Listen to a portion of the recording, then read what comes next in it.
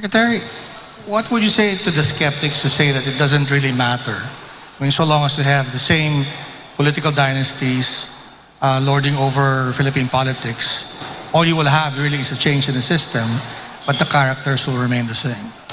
Well, depends on how we build parties and how we take that seriously. Right now, and you see, let's probably define a little bit what we mean by political dynasty.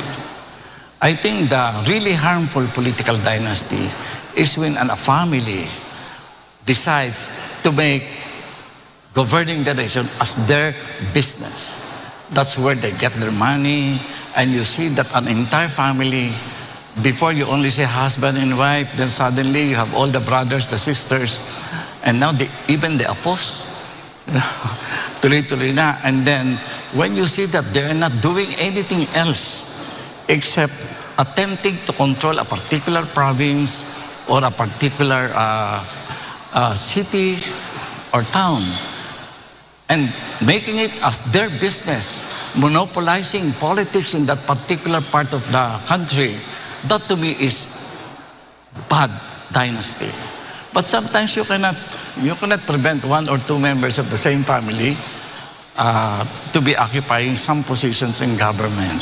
And they were there because they are competent, that they have not really engaged themselves in trying to control a particular unit in our elected officials. That, I think, can be corrected in the kind of political parties that we will form. I don't know. It's very difficult to think of the future when we look at our political parties today. That's why I was saying to our people in my own party, the Philippine Democratic Socialist Party, that let's not be like the other parties. Because the other parties are not really parties. They're electoral machineries that normally surface during election time. Let's have real parties.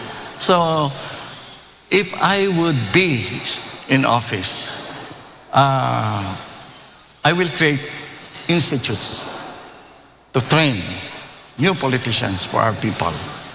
Let's see. I'm very weak in the polls.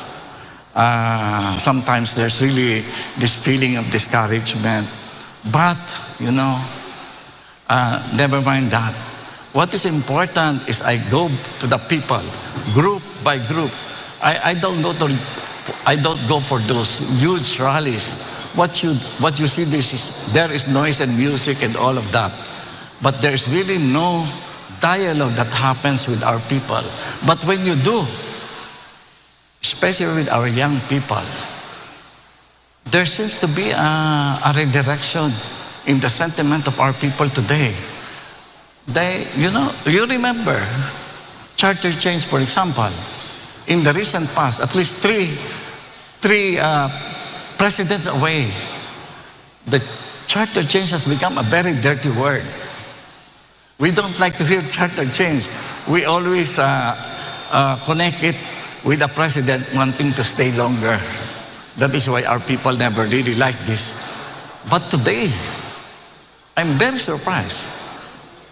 Everybody accepts charter change. Especially when Dr. Carlos started writing about it. He has a very big following, by the way.